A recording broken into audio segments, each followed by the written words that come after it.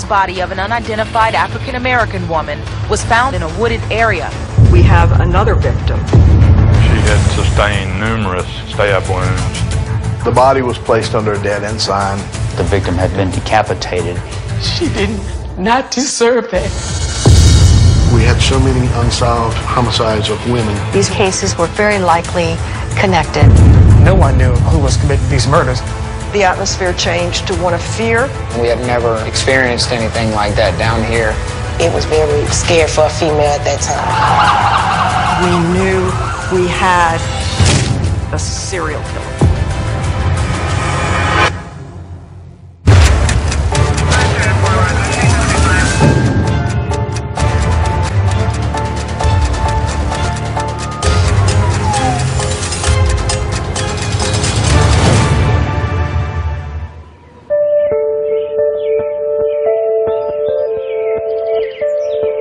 Yeah, Baton Rouge is the capital of Louisiana. It's right on the banks of the Mississippi River. It's a good town. Growing up, for me, you were able to leave your doors open, go out and play at night. Everybody knew everyone, and they looked out for a lot of people.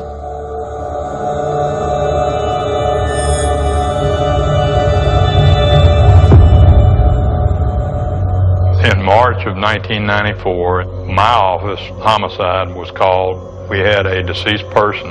Her name was Ann Bryant. This elderly white female in her bedroom had sustained numerous stab wounds, and she was almost decapitated. Ben Odom was the lead investigator at the time of my mother's death, and he promised me, he says, if I can ever solve it, I will, but he just was never able to.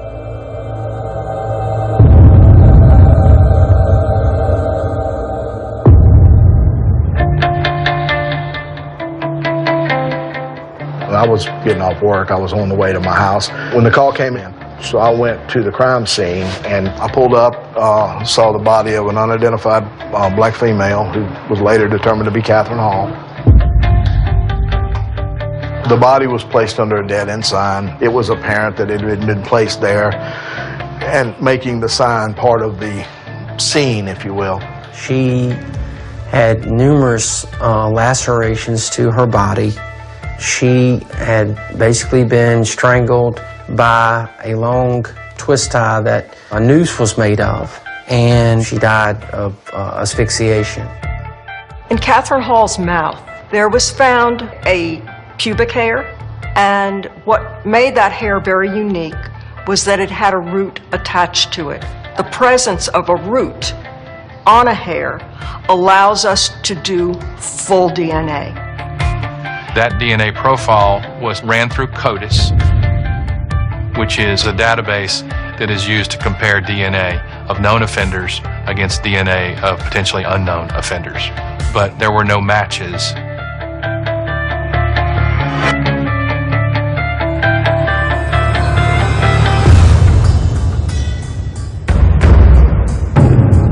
Marty Schmidt was a woman who was found in June of 1999. She was reported missing while jogging from an upper middle class neighborhood here in Baton Rouge. Her remains were discovered in a body of water in St. James Parish, nude. In looking at these cases, investigators were working them as individual homicides. They had not been connected. The detectives who were working the case ran out of leads, didn't have anything else to go on, so the case was considered a cold case, and it, like others, would be put in a file until further information came along. In January of 2000, the skeletal remains were recovered of a victim who we now know as Joyce Williams. Based on the review at the forensics lab, you could see what appeared to be some type of sawing mark on one of the femurs of the victim. These women were killed in a lot of different manners. It made it hard to tie them all together. So we were doing everything we could to figure out what was going on in Baton Rouge.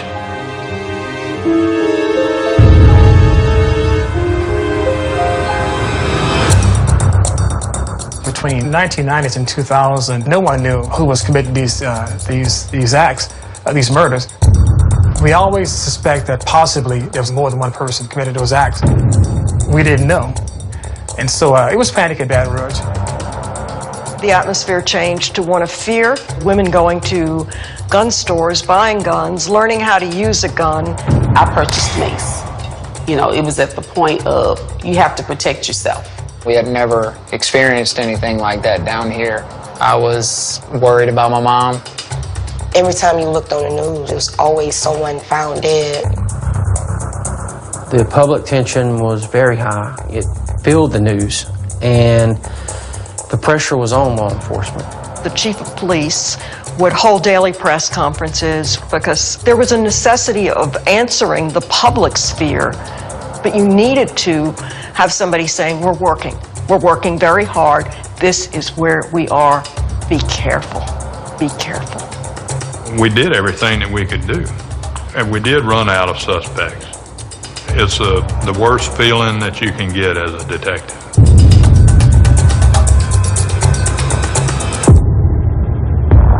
The new decomposed body of an unidentified African-American woman was found off Pride Port Hudson Road. Authorities believe she was suffocated. Johnny Mae Williams' remains were located in a wooded area in the northern part of our parish. You can see that there was ligature marks.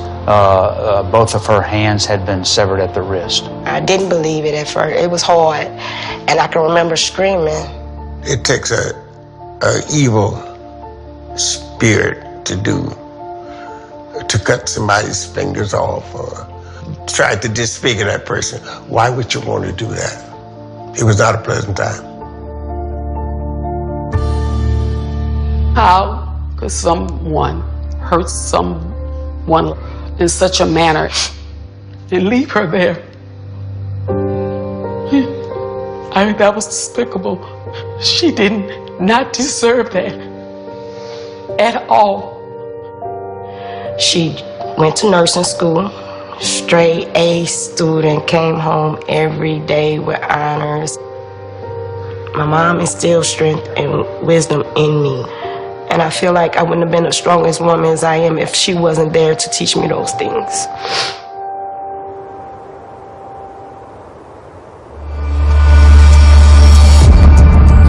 The damage that was done to her was very significant to me, especially the amputation of her hands. Post-mortem mutilation was what was important to the offender, and not the homicide. There was a hair that was recovered from one of her wrist area where her hand had been severed.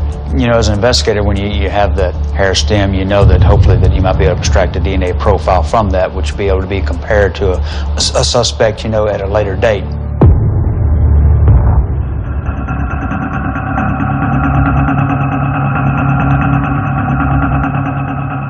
My mother, Donna, she had 5 kids. I just always knew, no matter where, no matter what was going on, you know, she always had my back. I recall it was a Friday after the Mardi Gras, and I heard my phone ringing, picked up the phone, "Hey Dad, what's up?" And on the other line, I could hear him crying in the background. And that's when, you know, words I'll never forget. And he just said, "They found your mama dead this morning." From that, I mean, my whole world went silent. About 4 months after the discovery of Johnny Mae Williams' body in North Baton Rouge, Donna Bennett Johnston's body was discovered in a canal near LSU in South Baton Rouge. She was face down nude. Donna Bennett Johnston's left arm had been severed at her elbow. She had very visible ligature marks.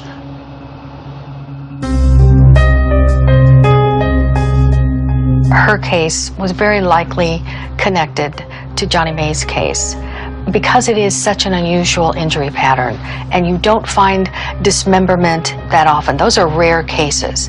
The Baton Rouge City Police Chief and the State Police, the U.S. Marshals, the FBI all pulled their resources together to form a task force to figure out who was responsible for these murders. Very shortly after the discovery of Donna Bennett Johnston's body, I was assigned to work with this task force. When you see such significant postmortem cuttings, you realize you're dealing with a different breed here. The amputation of the hands could be part of the sexual arousal of the offender. These paraphilic behaviors are recurrent urges to go out and to do it again and again. We were looking at every unsolved homicide case to find a connection to the cases of Johnny May and Donna Johnson. We had this woman who was killed over 5 years ago, Catherine Hall, who also had these very similar ligature cable tie marks on her neck. We had DNA samples from her. Also, there was a DNA sample from the fingernail scrapings of Donna Bennett Johnston. So they were able to run the DNA from the Donna Bennett Johnston killing and run the DNA from the Catherine Hall killing, and lo and behold, it was a perfect match. Also, the FBI lab came back with a DNA match from the hair found on Catherine Hall and the hair found on Johnny May Williams. So we had the same offender's DNA present at all 3 crime scenes. We knew we had a person who had committed all 3 of these killings by DNA, by the ritualistic stabbing, by the ligature that was used. This was a unique person as well, not only a killer, but a very unique serial killer.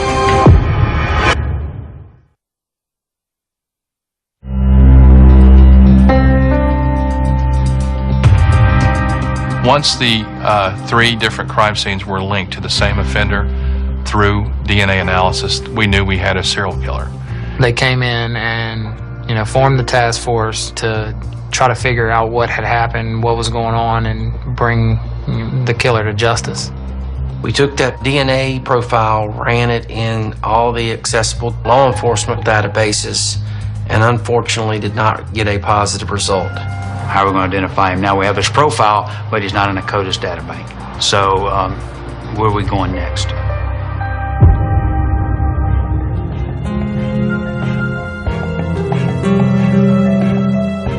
From the Donna Bennett Johnston crime scene, the sheriff's office found a tire mark impression. So we thought that they were potentially tire marks from the offender's vehicle. We learned that it was a Goodyear Aquatred 2 tire.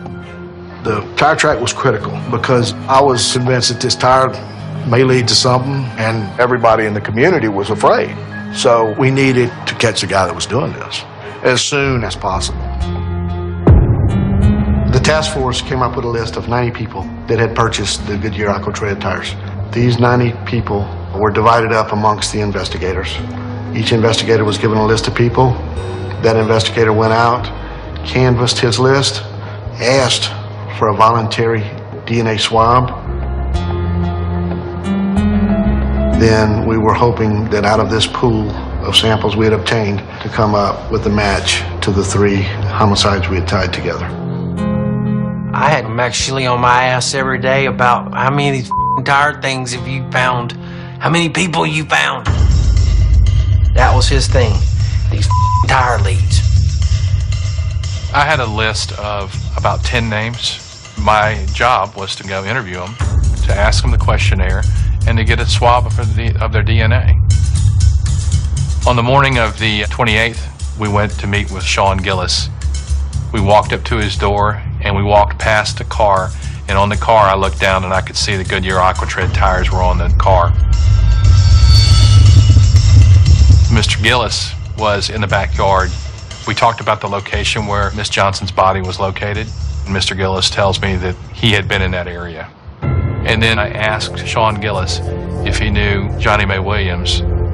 He told me he did know her. You're knocking on the door because their tracks were at the scene of one homicide, and they just happened to know the victim of the other homicide that we already proved were committed by the same person. That was big. I realized we need to get the DNA there pretty quick, and he volunteered to give us a DNA swab. We knew we were looking at probably at least an 8-hour time frame before we would get any kind of results. But this is more than circumstantial that he would make those statements and have those tires. I said, we need to do an interview with him as soon as possible. And we invited him to come down, and he agreed.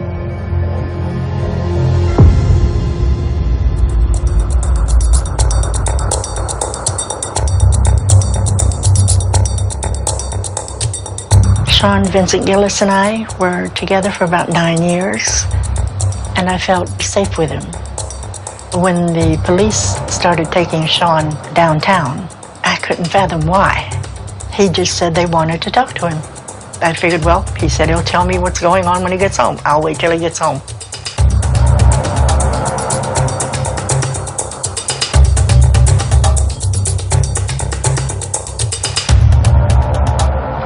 Hey, Sean. Hey. Look, buddy. We're doing homicide investigations.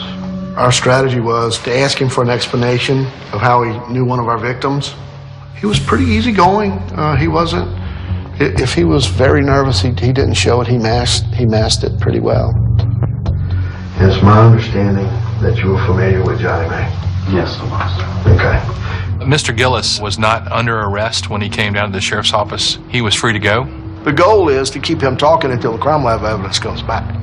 How did you know Johnny May? When I first met her, it was as a house cleaner. We were trying to make him as at ease as possible. We didn't want to push him too hard because if he demanded to go home, we would have to let him go. And all the time we knew the DNA lab, they're working feverishly to try to come up with a match. We have tried to find anybody that had any information on her. No, couldn't think of any enemies. That's why when I heard that it was her, I'm like, God, who could do this? At the point where Sean started defending Johnny May, we felt like it was time to move on and maybe try to talk about Donna Bennett Johnson, how he had stated he had been at the crime scene.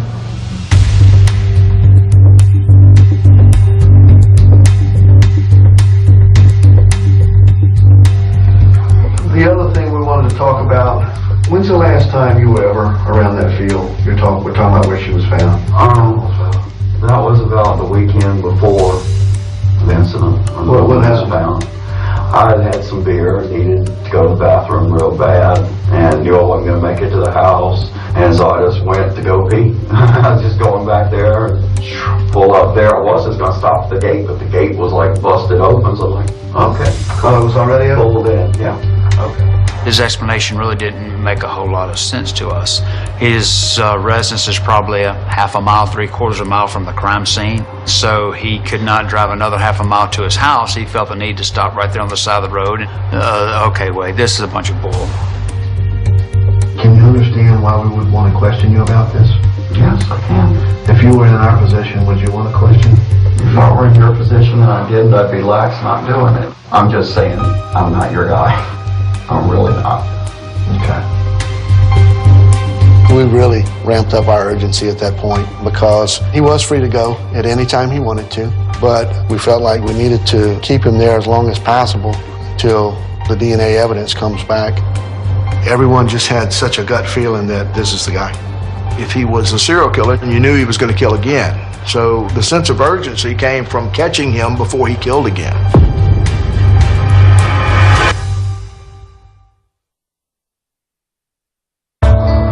Sean Gillis provided a DNA sample, and that was being tested. It takes the State Police Crime Lab a while to do all the analysis. We knew eventually we were going to get a response back from the lab on whether or not it matched our offender's profile or didn't. We needed to keep him there as long as possible until the DNA evidence comes back. You had to go to the bathroom. Yeah. I had a few beers, and all of a sudden my bladder was just like, I mean, it'd be quicker for you to go to the bathroom to your house than to go out here. No, it wouldn't have been. In investigating the murder of Donna Bennett Johnson, we were able to obtain a very unique set of tire tracks from the scene. So we had our list of roughly 90 people in the Baton Rouge area that had purchased the Aqua Tread tire. And that's what led us to Sean Vincent Gillis' house. At his house, he stated that he had been at the crime scene where Donna Bennett Johnson's body was found. And he also stated that he was familiar with and friends with one of our other victims, Johnny Mae Williams. From those tracks, it appears she was unloaded from that vehicle and thrown into that canal. She was not unloaded from my vehicle. We didn't want to push him too hard because he was free to go at any time he wanted. I appreciate your cooperation, I really did. You've been very cooperative. But towards the end of the interview, it's common. You'll have another investigator come in and maybe approach it from a different angle. He may hit some nerves that you were not able to. So when I stepped out of the room, Max Sheely, who was actually the task force leader, stepped in and continued with the interview. How you doing? Sean Gillis. Max Sheely. John, do me a favor, put that down. Smoker. I'm a reform smoker. That's the worst kind of stuff. That is, believe me. My goal when I go into a room is to try to be somebody that this person would take advice from, and then advise them to tell the truth. I don't like a barrier or a table or anything between me and who I'm talking to, so I moved the table when I walked in the room so we could have a conversation. You're here apparently because your tires or your car was seen on Ben Hur around the same time this We're here because the weekend before this poor woman was killed and dumped there, my car had been there. The weekend before? He insisted that his car had been there at the scene of the Donna Johnson homicide a week before that homicide. Well, there was several inches of rain in that week. If those were the tracks from his car, they were put there that day. You're wanting to accuse him, and it's hard not to do that because we didn't want to make him mad and make him want to leave. Did you ever go by the crime scene? Afterwards, no. I don't have a desire to see a murder scene. I don't have a desire of any of that. I mean, I've seen pictures on the internet of crime scenes like the Manson murders, the Black Dahlia murders. I'm like, that's grisly enough. The Black Dahlia murders, what was that? That was some actress way back, it was either the 30s or the 40s. Oh, really? That they had killed her, cut her in half. Really? The autopsy photos are grisly. Oh, really? You saw an autopsy photos? Yeah. Oh, no, not autopsy, crime scene photo. Well, no, there is one of them with reports on the slab. What I wanted to do was to kind of gauge his interest in the world of serial killers and trying to get a feel for who he was and how much of a suspect he was. You know what was one that kind of fascinated me was the most the Dahmer thing. Oh, Jeffrey was fun. Was he? Wasn't he, though? I mean, how do you not... People disappearing left and right. Have you seen some women messed up pretty bad on the internet? No, quite a few. Really? Any dismemberments like that? Can you tell me what? They had this one gal on a stretcher that, I mean, I counted like about 12 parts. I mean, we're talking ankle, leg, pelvis, arm, elbow, hand, head, and then the guts just, The more Sean talked, you could kind of sense the excitement that everybody was like, this has got to be our guy. He had been at the crime scene of one of our victims. He knew one of our victims personally. He enjoyed dismemberment, enjoyed viewing dismemberment. I mean, it's fascinating to me. That's too coincidental, so it's obvious to everybody this is the guy, this is big. You need to talk to me about what's going on. Nothing's going on other than I'm getting hungry and ready to go home and eat. It never became accusatory. It became hinting that you got to be the guy. And it didn't because we didn't want to charge me or let me go. If I were a guilty person, you'd probably have me cracked. Not a guilty person. Probably have you cracked. Cracked, just going, okay, I'll be right out soon. His demeanor, I never felt like I developed the rapport that I needed to develop with him. We very firmly believe Sean is our guy, but we couldn't prove that. He just wasn't going to tell the truth. He wasn't going to confess. I'm going to be right back, okay? All right? There was a sense of pressure because at that point he was not under arrest. We felt like we needed to keep him there as long as possible until the DNA evidence comes back.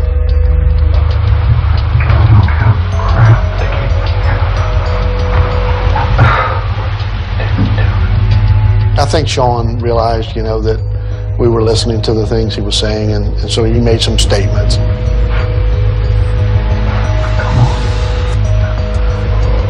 Cut me loose or put me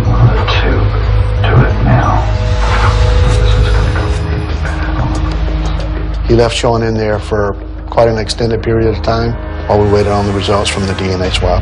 It was obvious he was becoming more agitated the longer he waited in the room by himself, but at this point, we're just trying to buy time.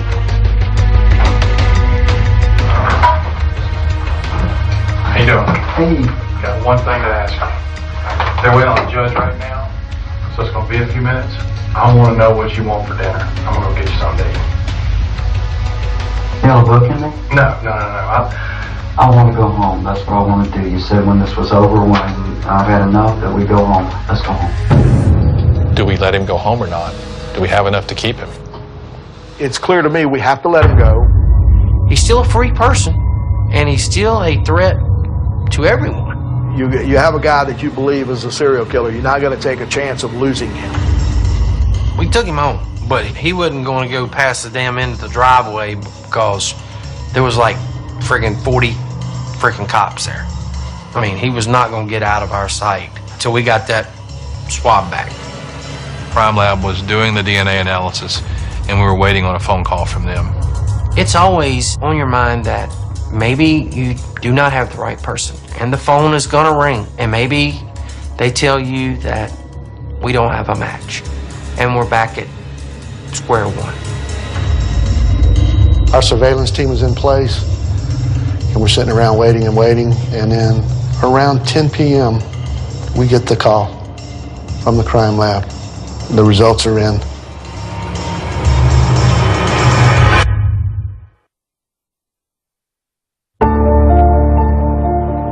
We had obtained a voluntary DNA swab from Sean Gillis, and we brought him in for an interview.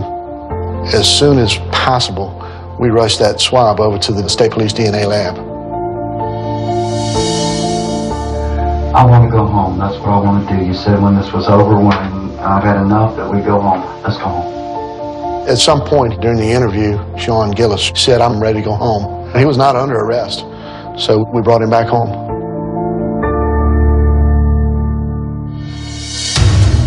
At that point, the clock started ticking. They're working feverishly to try to come up with a match against our 3 victims.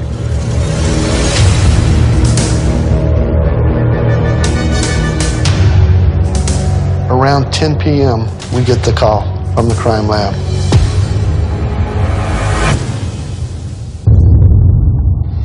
And it's him. We're shifting gears now. We're writing out arrest warrants, and we called our SWAT team commander. Our adrenaline's pumping. Sean probably has a good idea that we are coming for him. You know, we knew we wanted to get the SWAT team involved just because of the person that we were dealing with. We didn't know what he had in his residence. Did he have guns readily available? They set off flashbangs. They knocked the doors down. As soon as my head hit the pillow, I heard this explosion. And the bedroom door was kicked open.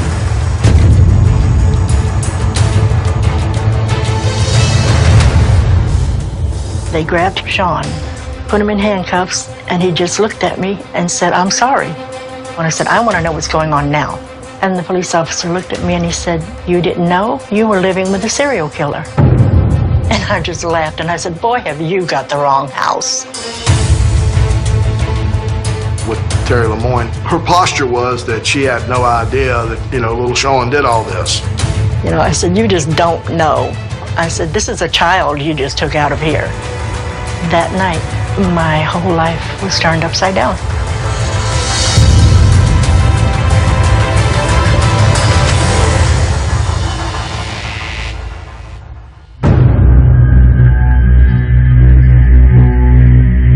Even though we had the DNA evidence and we knew it was him, we wanted him to confess. We wanted him to tell us he did it. Nobody in law enforcement at the time thought that he was only responsible for 3 homicides. There's so many still unsolved, so we were trying really hard to tie him to other victims. I've been doing this since 1978, and you're one of the best, if not the best I've ever seen. He wanted respect. So A strategy was to play into what a masterful job he had done. How did this come to be, man? Does the word monster come to mind? Pardon? Does the word monster come to mind? He's towing the line, he just won't step across it. But he's just about to. Tell me about this monster. 1 minute you're a person like you are, the next minute you're not. I think you're tired of this monster.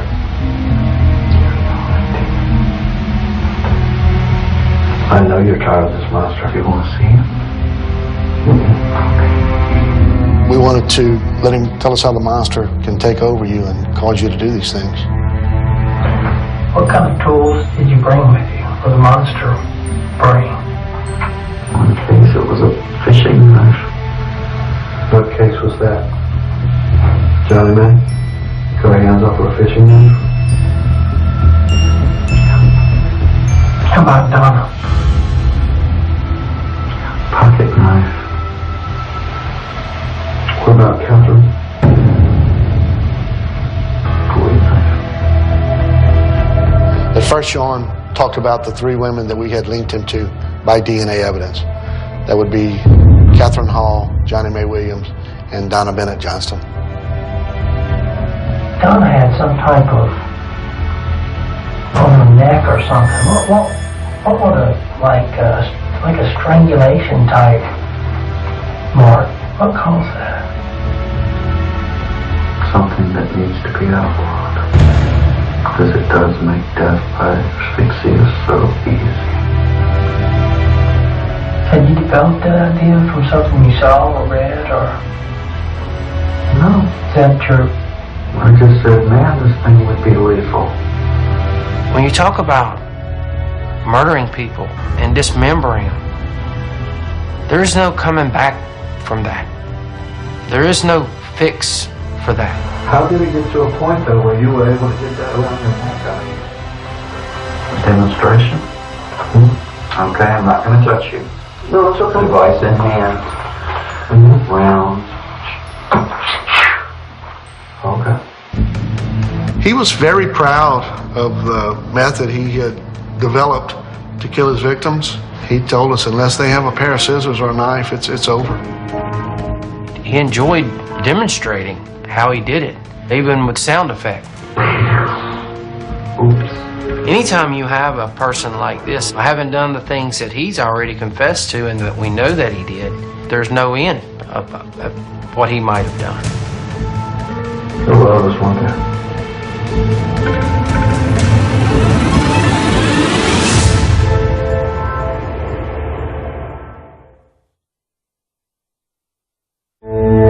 One minute you're a person like you are, the next minute you're not. I think you're tired of this monster.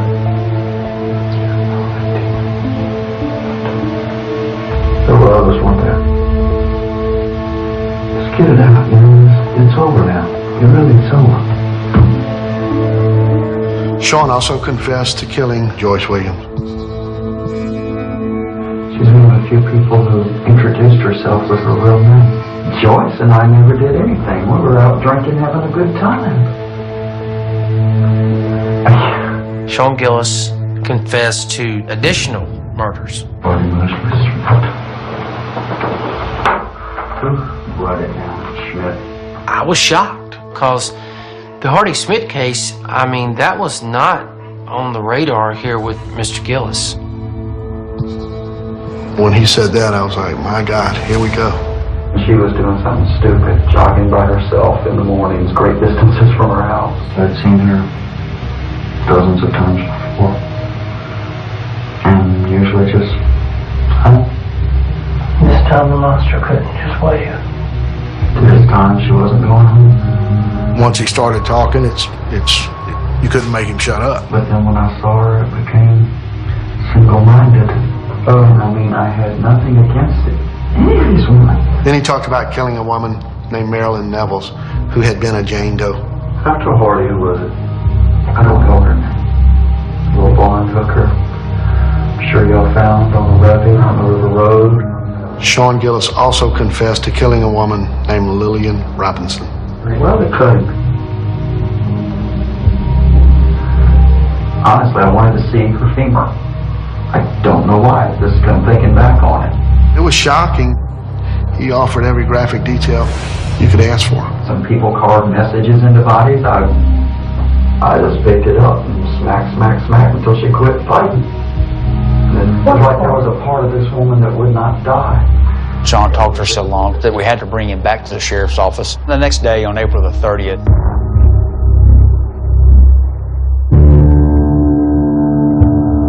Another one that 20. Yeah, I had some friends of mine that we wanted to get really specific details pertaining to each victim. Let's go ahead and do Johnny May. It was very important for court matters. Yeah, I'd cut off the hands.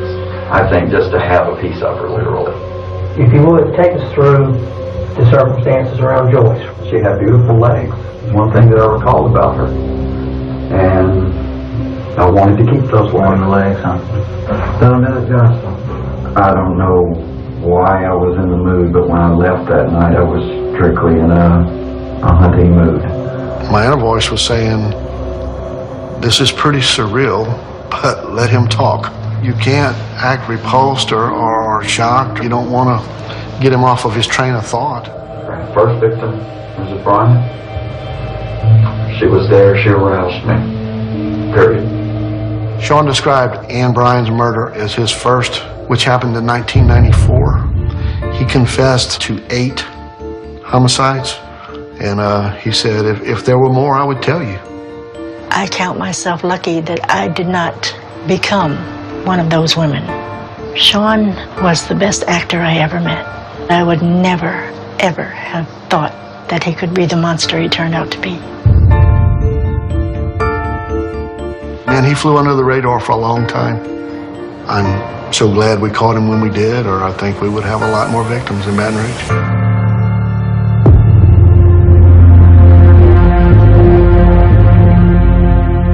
I think it was very important that he confessed because he took responsibility for what he did. It was relief that he admitted it.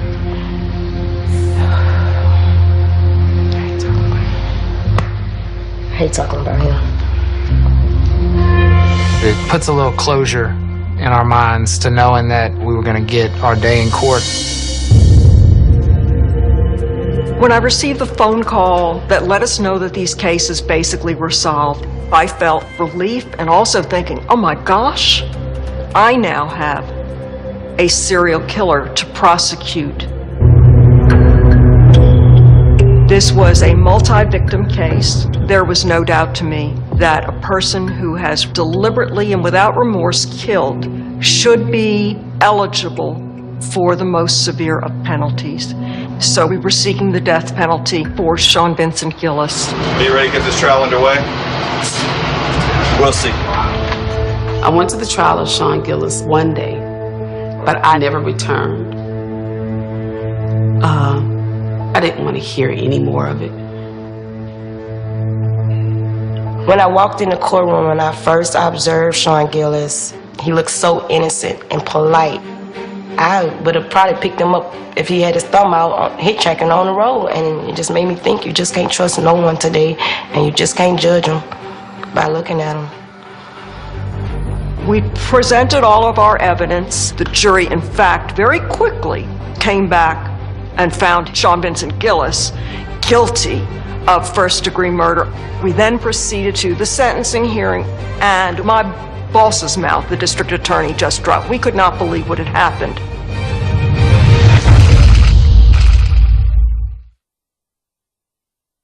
Let's get you up to speed on the murder trial for admitted serial killer Sean Vincent Gillis. Jury selection lasted 6 weeks.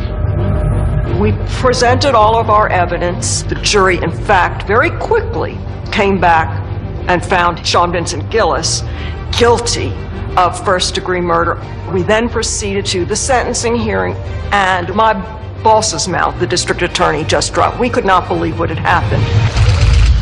Serial killer Sean Gillis escaped the death penalty in Baton Rouge. Gillis got life because the jury deadlocked. Deliberations went nearly 4 hours, but no unanimous verdict, which is required for the death penalty.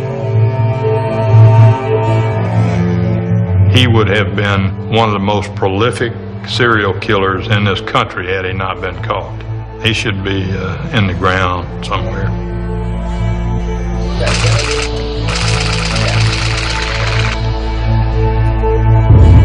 The hammer went down and it was over. I was angry. My brother was angry. Just wasn't what we were expecting. For the prosecution, Gillis is a killer who they say got off easy. It's just hard to think of a situation where somebody has killed women very brutally and that would not be an overweighing factor. Either way, they would have took his life, my mom wouldn't have been here anyway, so there's no win or lose situation out of this anyway. I hope he lived till he 100 and suffer. I'm satisfied with that. As far as I'm concerned, Sean is just someone that needs to be forgotten.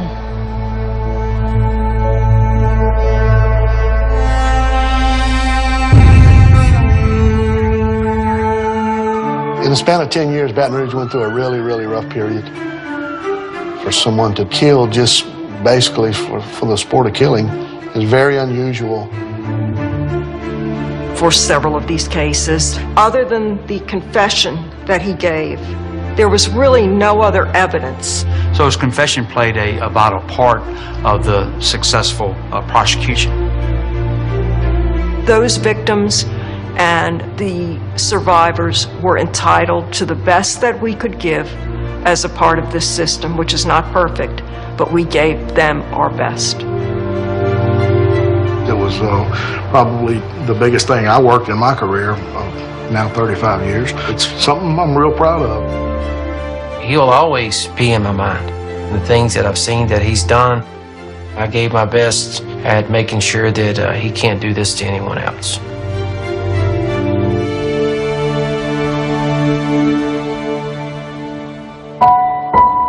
I do miss my mother very much.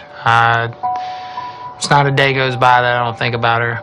She was my mom, you know, the one that taught me how to live life and love.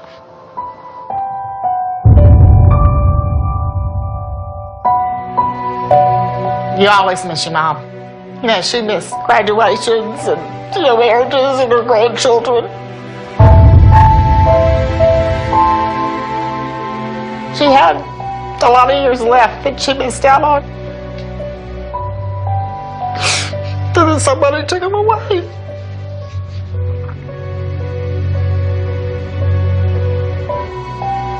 I appreciate everybody who had anything to do with solving this case. I really appreciate it, and I thank them. I missed my mom, but she's always with me. Everywhere I go, that's my angel.